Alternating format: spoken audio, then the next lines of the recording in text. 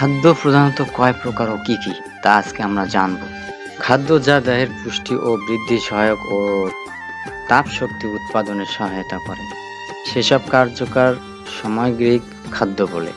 প্রধানত খাদ্য দুই প্রকার, যথা দেহের পরিপোষক খাদ্য, যেসব খাদ্য দেহের গঠন ও বৃদ্ধি ও শক্তি উৎপাদনে সহকারী তাকে দেহের পরিপোষক খাদ্য বলে, যেমন শর্করা